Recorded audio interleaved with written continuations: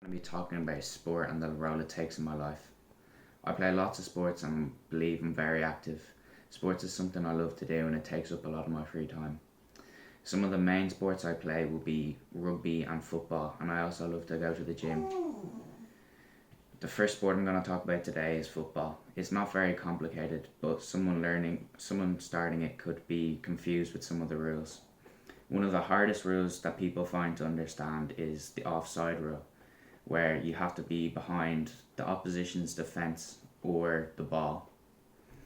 Another rule is, unlike in rugby and Gaelic, you can't use your hands, so there's no, unless the ball is out of play.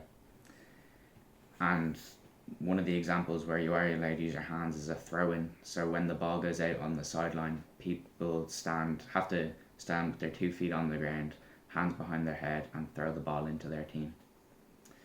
A free kick is when a foul is committed for your team outside the 18-yard box, which is the goalkeeper's box where he's allowed to use his hands. Likewise, a penalty is when a foul is committed in the 18-yard box, but it's not like a free kick taken wherever the foul is committed. It is always in the same spot, 12 yards out in front of the goal. The days I train for football are Tuesdays and Thursdays. The position I play is up front in the striker role, and the club I play for is Greystones United. At the moment, I'm on the under-15 second teams or the Bs, and my aim is to get moved up to the As, even though I denied trials for another club in my league. Rugby is not very complicated again, but people learning it also find it hard to follow the rules. The main rule, I'd say, is the rule that makes you have to pass backwards and not forwards. And it's sort of like that for kicking as well, except you kick in any direction, but whoever touches the ball on your team after you kick it has to be behind you when you kick it. A try is when you run over the try line and put the ball down, and you get 5 points for that. And then after you score a try, your kicker tries a conversion, which means he kicks the ball off a tee from in line where the try was scored as far in and out as he can to try and get them in between the posts for an extra 2 points. A line out is when the forwards go in, when the ball goes out of play and the forwards lift each other up to try catch the ball and win it. A scrum can be chosen from a penalty, but they're mostly from when the ball is knocked on out of hands. It's where all 8 forwards go into a ruck formation and try battle out for the ball, pushing each other back and forwards. There are two main positions in rugby, but there's other positions in them 2 positions. There are 7 positions in the backs: the 9 or the scrum half, the 10 the out half, the 12 and 13 the inside and outside centres, the 11 and 14 the wingers, and the 15 the fullback. There are 8 in the forwards, 1 and 3 the props, 2 the hooker, 4 and 5 the second rows, 8 the back row, and 6 and 7 the flankers.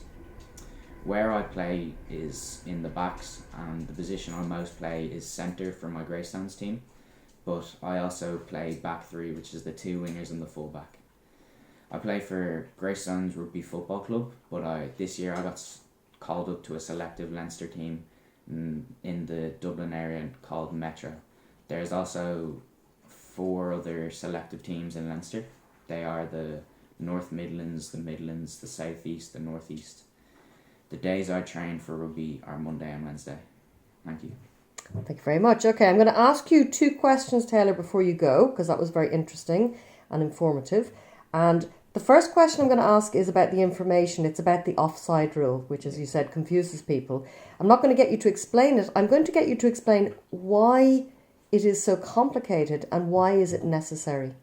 It's necessary so that one of the your team or the opposition's teams can't just stay right in front of the goal, so someone can just kick it as long as they can, because it just makes the game messy and not fun to watch.